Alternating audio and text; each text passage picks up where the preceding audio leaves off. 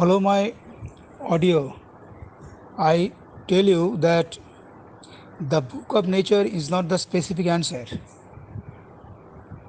Try to find out the specific answer, right? Generally, this lesson, that is lesson 1, is entitled The Book of Nature. But if you go through the text, you find specific topic for discussion. So think it over. Think more. Most of you cannot think well, properly. That's why you give quick response or answer, but in most cases your answer is incorrect. So try to find out the major topic for discussion in our previous class. Page 10, read the line which begins with became.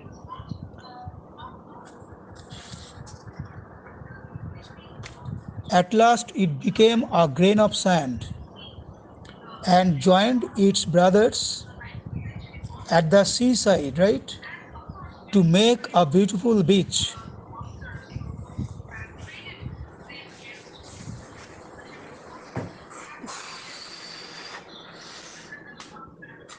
Where little children can play and make castles out of the sand. So, pebbles make beautiful beaches. So, those who have gone to the seaside have seen countless, innumerable pebbles. And now, when you come to this part of the text, and those who have visited the seaside, I think your imagination brings alive pebbles, what pebbles are like. অর্থাৎ যারা যারা সমুদ্র দেখেছো, সৈকত, beach, সমুদ্র পাড়ে ঘুরেছো, তারা যখন এই লাইনটা পড়লে, অর্থাৎ টেক্সটে এই শব্দটা যখন আসলো, at the seaside to make a beautiful beach, the title where little children can play. Lesson 1 is the make castles of nature, right? Out of the sand. নিশ্চয়ই তোমাদের এই অভিজ্ঞতা হয়েছে যখন তোমরা সৈকতে, সমুদ্র সৈকতে, বিচে তোমরা খেলেছো, ঘুরে বেরিয়েছো, তখন তোমরা প্রচুর নুড়ি, অর্থাৎ ছোট ছোট পাথর, সেগুলো কেমন দেখতে, টেক্সটে যা বলা ছিল নিশ্চয়ই তোমাদের অভিজ্ঞতার সঙ্গে মিলেছে, তাই তো? কাজেই যখন টেক্সট পড়ছো তখন জীবনের যে অভিজ্ঞতা, তোমার জীবনে যা অভিজ্ঞতা সেটা যদি টেক্সটের মধ্যে থাকে, সেই সময় থামবে, থেমে সেই অভিজ্ঞতার কথা ভালো করে ভাববে, কল্পনার মধ্যে নিয়ে আসবে, তাহলে তোমার টেক্সটটা ভালো বোঝা হবে। বুঝতে পেরেছো সবাই?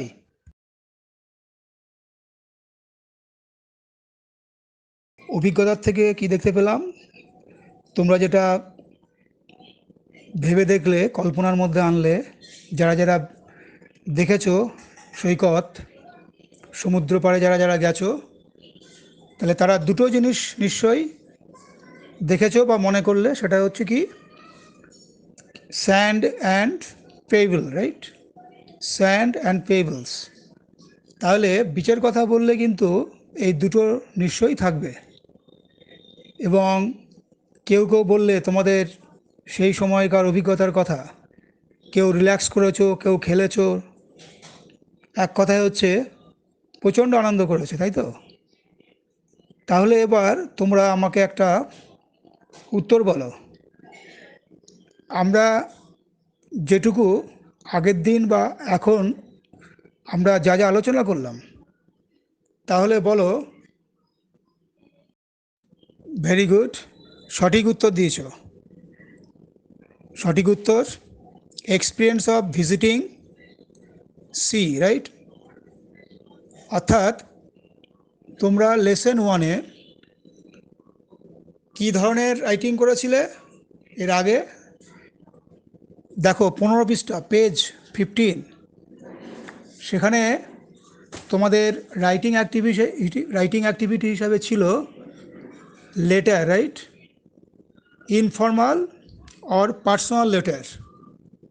তাহলে আমরা আজকে যে আলোচনাটা করলাম, অর্থাৎ সমুদ্র সৈকত ইত্যাদি নিয়ে, মিউজিয়াম, তাহলে সেই ভিত্তিতে আমরা এই ধরনের রাইটিং করতে পারি, যেটা তোমরা বললে, write a letter to your friend about your visit to the seaside or a museum. তাহলে দেখো, লক্ষ্য করো, আমরা আগের দিন এই টেক্সটটা ব্যবহার করেছিলাম কম্প্রিহেনশন এবং ভোকাবুলারি, রাইট। অর্থাৎ রিডিংয়ের যা যা অ্যাক্টিভিটি হয় আমরা সেটার উপর চেষ্টা করেছিলাম। তোমরা এই টেক্সটের থেকে যে যে অ্যাডজেক্টিভ পেয়েছো, যাদের অপোজিট ওয়ার্ড সম্ভব হয়তো ডিকশনারিতে পেতে পারো বা হয়, সেইগুলো নিয়ে বাড়িতে ভাববে। 1 নম্বর টাস্ক।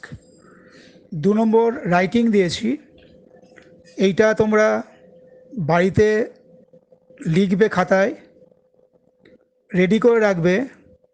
নেক্সট দিন ক্লাসে শুধু অডিও পাঠাবে, কোনো লেখা পাঠাবে না, অডিও পাঠাবে।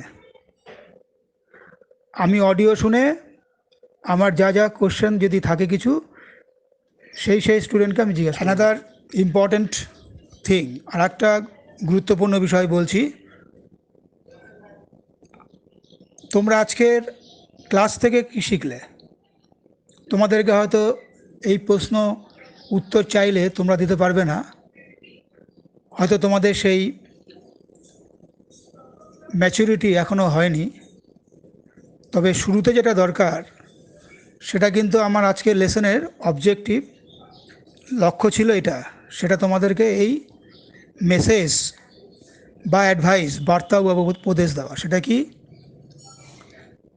তোমাদের বেশিরভাগ টেক্সট বেসড রাইটিং করতে হয়।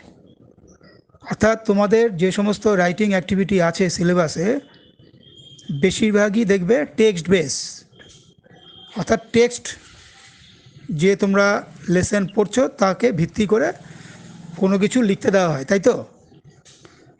সেই কথা মাথায় রেখে আজকে তোমাদের সঙ্গে আমি যেটা চেষ্টা করলাম, দেখো টেক্সটের মধ্যে দুটো জায়গা যেটা তোমরা অনেকেই হয়তো ভিজিট করেছো, বা না করলেও তোমাকে কল্পনা করতে হবে লেখার সময়। সেটা হচ্ছে সি সাইড, যেখানে বিচ আছে, এবং মিউজিয়াম। এটা সম্ভাব্য, প্রবাবল, আসবে এরম কোনো গ্যারান্টি নেই, নিশ্চয়তা নেই।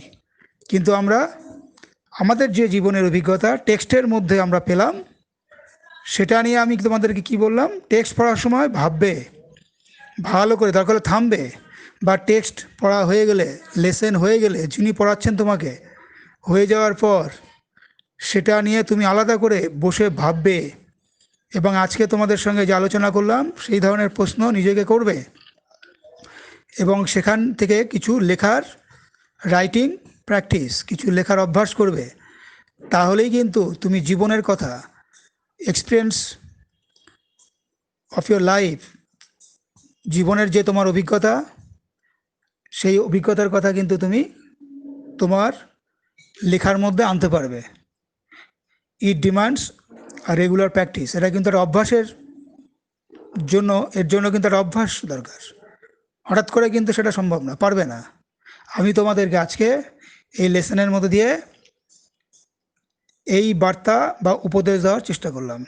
তোমরা অনেকেই ইংরেজি পুরো বুঝতে পারছো না, কেউ কেউ বলছো বাংলায় বলতে। ঠিক আছে, আমি তোমাদের সঙ্গে বাংলাও বলবো, ইংরেজি বলবো, কারণ এখানে এ সেকশন, বি সেকশন বা অন্যান্য সেকশনের ছেলেরাও আছো। ঠিক আছে, so this much for today. হয়তো খাতায় তোমার অনেক পৃষ্ঠা আজকে ব্যবহার করতে হয়নি, কিন্তু আমি যে কথাগুলো আলোচনা করলাম সেটা যদি গভীরভাবে ভাবো, দেখবে খুব গুরুত্বপূর্ণ একটা ক্লাস কিন্তু আজকে হলো। কীভাবে টেক্সট পড়বে, টেক্সটকে কী কী কাজে লাগাবে, কী কী জায়গায় টেক্সটের নলেজকে কাজে লাগাবে, জীবনের অভিজ্ঞতার সঙ্গে টেক্সটকে কী করে মিলিয়ে দেখবে, যদি কিছু থাকে জীবনের অভিজ্ঞতার সঙ্গে টেক্সটের কোনো সম্পর্ক, সেটা নিয়ে তুমি কীভাবে ভাববে এবং কীভাবে কাজে লাগাবে। এটাই কিন্তু আজকে আমরা আলোচনার মধ্যে দিয়ে শিখলাম। বুঝতে পেরেছো? ঠিক আছে, সো বাই ফর টুডে।